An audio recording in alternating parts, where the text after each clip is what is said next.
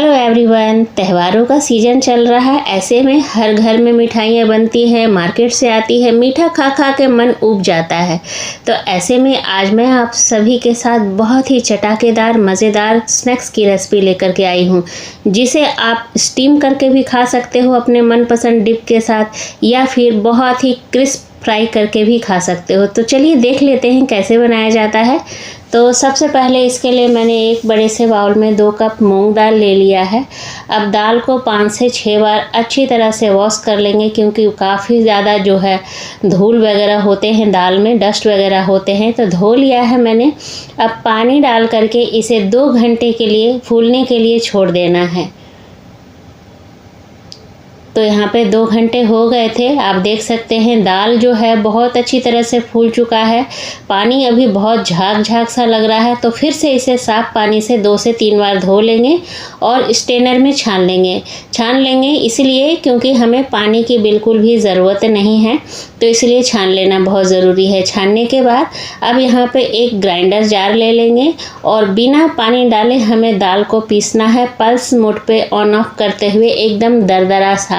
ध्यान रखिएगा, एकदम फाइन मत बनाइएगा। दरदरा इसलिए बोल रही हूँ कि कुछ दाल एकदम फाइन हो जाए, कुछ दाल टुकड़े हो जाए, कुछ दाल साबुत रह जाए। ऐसे में ये जो स्नैक्स है उसे खाने का मज़ा ही कुछ और होगा। तो आप देख सकते हैं मैंने एक बैच अभी पीसा है और एकदम दरदरा है। कुछ दाने एकदम फाइन हो गए हैं, कुछ दाने टूट चुके हैं, कुछ दाने जो हैं वो साबुत ही हैं। तो इसी तरह से हमें पीस लेना है। तो सबसे पहले इसे हम अलग से बर्तन में निकाल लेंगे।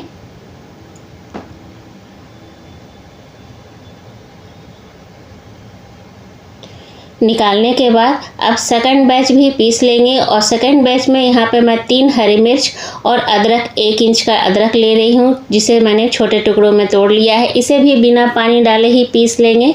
अगर आप लहसुन खाना पसंद करते हैं तो लहसुन ले सकते हैं। ये स्नैक्स की रेसिपी ऐसी है जो लहसुन प्याज कभी नहीं खाते वो खा सकते हैं, या फिर सावन तो ख़त्म हो गया, कार्तिक का महीना आने वाला है, तो अगर आप लहसुन प्याज कार्तिक के महीने में नहीं खाते तो आप इसे आराम से खा सकते हैं। तो अभी एक बार मैंने चम्मच से चला लिया है। अब यहाँ पे चम्मच में काफ़ी हार्ड लग रहा है, तो हाथों से ही फेंटूंगी। अच्छी तरह से 3 से 4 मिनट तक फेंट लेना है। इससे जो मूंग दाल है वो हल्का हो जाएगा। आपको बेकिंग सोडा या इनो की ज़रूरत नहीं पड़ेगी, और मूंग दाल का हल्का सा कलर भी चेंज हो जाएगा। जैसे पीला पीला मूंग दाल होता है ना, हल्का सा क्रीम हो जाएगा। इस स्टेज तक हमें फेंटना है। तो यहाँ पे मैं लगातार चलाते हुए 4 मिनट तक फेंटी हूँ। आप देख सकते हैं मूंग दाल का कलर जो है एकदम हल्का हो गया है, हल्का क्रीम हो गया है। तो अब थोड़ी देर के लिए इसे साइड करेंगे। इधर कढ़ाई गर्म होने के लिए चढ़ा देंगे, क्योंकि कढ़ाई में इसे स्टीम करूँगी। आप चाहे तो स्टीमर का यूज़ कर सकते हैं। पानी डाल दिया है और स्टैंड लगा करके इसे ढक करके छोड़ देंगे। जब तक पानी गर्म होगा तब तक कुछ तैयारी और कर लेते हैं। तो जो दाल हमने पीस के रखा है उसमें स्वाद अनुसार नमक डाल देंगे। 1 चम्मच यहाँ पे अक्खा जीरा मतलब साबुत जीरा डाल देंगे, और हींग डाल देंगे। आप चाहें तो यहाँ पे काली मिर्च कूट करके डाल सकते हैं, या फिर और ज़्यादा मिर्च पसंद है तो हरी मिर्च को बारीक काट करके डाल सकते हैं, चिली फ्लेक्स डाल सकते हैं। तो सब चीज़ों को मिला दिया है अच्छी तरह से। और यहाँ पे मैं बेकिंग सोडा या इनो का इस्तेमाल नहीं कर रही हूँ, क्योंकि मैंने हाथों से ही अच्छी तरह से फेंट लिया है, तो हाथों में काफ़ी ज़्यादा हल्कापन महसूस हो रहा है। एक प्लेट लिया है, उसमें ऑयल डाल के अच्छी तरह से फैला देंगे, ताकि जब हम इसे स्टीम करें तो निकालने में कोई परेशानी ना हो। आप देख सकते हैं मैंने मूंग दाल में एकदम पानी नहीं डाला है, बस इसी तरह से बैटर आपको तैयार करना है। पर दाल में जो है ना पानी बिल्कुल मत डालिएगा। तो हाथों का ही इस्तेमाल करके मैं इस तरह से प्लेट में चारों तरफ से अच्छी तरह से सेट कर दे रही हूँ। इस स्नैक्स को मैंने बहुत ही सिंपल रखा है। आप चाहे तो अपने मनपसंद के अनुसार कोई भी मसाला मिला सकते हैं, बारीक कटा हुआ प्याज मिला सकते हैं, लेकिन मैंने आज बहुत ही सिंपल रखा है। तो पानी जो है अच्छी तरह से गर्म हो गया था, तो यहाँ पे बहुत सावधानी से प्लेट को रख देंगे और 12 से 15 मिनट तक लो टू मीडियम फ्लेम पे स्टीम होने के लिए छोड़ देंगे। तो यहाँ पे 15 मिनट हो गए थे, तो मैं एक बार चेक कर ले रही हूँ। तो नाइफ़ जो है बिल्कुल क्लियर निकल रहा है, यानी जो मूंग दाल है वो पूरी अच्छी तरह से स्टीम हो चुका है। तो गैस तो बंद ही कर दिया है मैंने।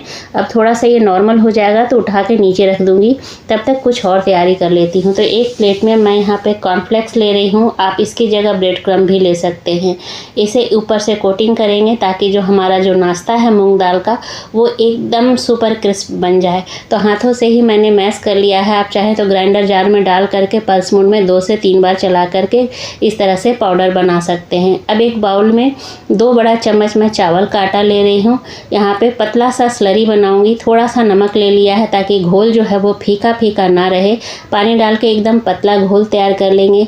मैंने यहाँ पे सिर्फ चावल का आटा का इस्तेमाल किया है, आप कॉर्नफ्लावर मिला सकते हैं, अरारोट का पाउडर मिला सकते हैं। तो यहाँ पे देख सकते हैं पतला घोल तैयार हो गया है।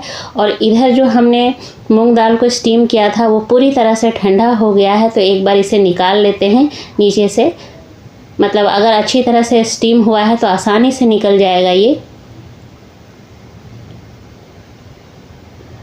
तो ये देखिए बिल्कुल परफेक्ट स्टीम हुआ है। और नीचे देखिए बिना बेकिंग सोडा बिना इनो डाले कितना जाली बन के तैयार हो गया है। तो इस तरह से हाथों से बहुत अच्छी तरह से फेंट लीजिएगा। जब हाथों में हल्कापन महसूस होने लगे तो आप समझ जाना कि आपका मूंग दाल जो है अच्छी तरह से स्टीम होगा। अंदर से मैं तोड़ के दिखा रही हूँ, ये देखिए टेक्सचर कितना परफेक्ट है। एकदम मोटा लेयर वाला मैंने बनाया है, आप चाहें तो पतला भी बना सकते हैं। 2 बार मतलब स्टीम कर लीजिएगा। तो यहाँ पे मैंने मोटा मोटा बनाया है और अब इसे रफली तोड़ लेंगे। अगर आप बेक खाना चाहते हैं तो इसी तरह से आप तोड़ करके इसे खा सकते हैं गर्मा गर्म अपने मनपसंद सॉस या चटनी के साथ। बहुत ही अच्छा लगता है। अगर आप अपने हेल्थ पे पूरा ध्यान देते हैं तो इस तरह से खा लेंगे तो अच्छा लगेगा। लेकिन मैं यहाँ पे इसे डीप फ्राई करूँगी, एकदम क्रिस्प बनाऊँगी, तो इसलिए मैं इसे रफली तोड़ रही हूँ। आप चाहें तो स्क्वायर शेप में भी काट सकते हैं, लेकिन मैंने रफली यूज़ किया है। अब जो चावल के आटे का स्लरी तैयार किया था वो चावल का आटा जो है ना वो बैठ जाता है नीचे, तो यूज़ करने से पहले एक बार चम्मच से अच्छी तरह से चला लीजिए। अब ये जो मूंग दाल का रफली नगट्स है उसे मैं चावल के आटे में डाल दूंगी और ऊपर पतला पानी लग जाएगा। और उसके बाद यहाँ पे कॉर्नफ्लेक्स जो हमने हाथों से चूर करके रखा है उसके अंदर डाल दूंगी और अच्छी तरह से कोट कर लूँगी। तो आप चाहें तो स्टीम करके अपने पसंद के सॉस के साथ खा सकते हैं, या फिर इस तरह से कोट करके एकदम सुपर क्रिस्प बना करके आप खा सकते हैं। तो ये हमारा मूंग दाल का बहुत ही टेस्टी सा रफली स्टीम नगेट्स बनके तैयार हो जाएगा। रफली इसलिए कह रही हूँ क्योंकि मैंने रफली तोड़ा है। स्टीम इसलिए किया है कहा है क्योंकि स्टीम किया है मैंने, और फ्राई कर दूँगी तो टेस्टी बन जाएगा। आप चाहें तो स्टीम खा सकते हैं या फिर फ्राई खा सकते हैं। तेल गरम हो चुका था, फ्लेम को मीडियम रखते हुए इसे हमें फ्राई कर लेना है। फ्राई करने में बिल्कुल ज़्यादा वक्त नहीं लगता है, 2 से 2 मिनट में ही ये फ्राई होकर तैयार हो जाता है, क्योंकि पहले से ही अंदर से ये तो पका हुआ है, बस ऊपर से कलर लाना है। तो आप देख सकते हैं कितना अच्छा कलर आ चुका है हमारा। तो अब हम इसे निकाल लेंगे।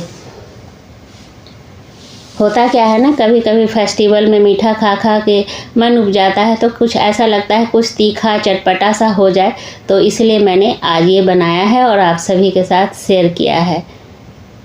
तो ये फर्स्ट बैच हमारा बनके तैयार हो गया है।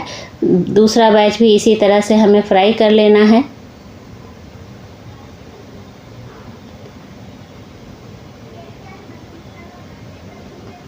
तो इतने सारे हमारे मूंग दाल के रफली नगेट्स बनके तैयार हो गए हैं, आप देख सकते हैं। अब ऊपर से आप आवाज़ सुन लीजिए ये कितना क्रिस्प बनके तैयार हुआ है और अंदर से एकदम सॉफ्ट मुलायम रहेगा। जो मैंने मसाले का यूज़ किया है वो कम मसालों का यूज़ किया है। आप अपने पसंद के अनुसार मसाला बढ़ा सकते हैं, तीखापन बढ़ा सकते हैं, प्याज लहसुन डाल सकते हैं। मैंने प्याज लहसुन का यूज़ नहीं किया है। तो चलिए इस नगेट्स को और ज़्यादा टेस्टी बनाने के लिए सूखे मसालों की तैयारी कर लेते हैं, जो इसको ऊपर डालने से इसका स्वाद काफ़ी बढ़ जाएगा। तो मैंने काला नमक लिया, कश्मीरी लाल मिर्च लिया है और चाट मसाला लिया है। जब ये नगेट्स हल्का गर्म रहे ना तभी आप स्प्रिंकल कर दीजिएगा, ताकि ऊपर से अच्छी तरह से कोट हो सके और नगेट्स का जो फ्लेवर है ना वो काफ़ी चटपटा हो जाए। क्रिस्प तो ये हो ही गया है और चटपटा भी कर लेंगे। तो यहाँ पे मैं बहुत ही अच्छी तरह से सारे मसालों को डाल दे रही हूँ और मिला दूँगी।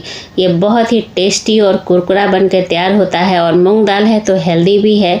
आप चाहे, मैंने हेल्दी ऑप्शन बताया है कि आप चाहे तो स्टीम करके अपने मनपसंद सॉस के साथ खा सकते हैं। बहुत ही अच्छा लगता है गर्मा गर्म। तो चलिए मैंने यहाँ पे प्लेटिंग कर दिया है। प्लेटिंग में मैंने यहाँ पे टमाटो केचप का इस्तेमाल किया है। आप चाहे तो अपने पसंद के अनुसार हरे धनिए की चटनी या कोई भी मेयोनीज जो भी आपको पसंद हो, डिप या सॉस जो भी, उसके साथ आप इसे सर्व कर सकते हैं। तो आई होप आप लोग को आज की रेसिपी पसंद आई होगी। पसंद आए तो लाइक शेयर कीजिएगा। चैनल पर नए होंगे तो प्लीज़ मेरे चैनल को ज़रूर से सब्सक्राइब करके जाइएगा। बेल आइकन भी दबा दीजिएगा ताकि आने वाली वीडियो की नोटिफिकेशन आपको सबसे पहले मिले। मिलती हूँ अगले ऐसे ही मज़ेदार रेसिपी के साथ। तब तक के लिए टेक केयर, बाय बाय।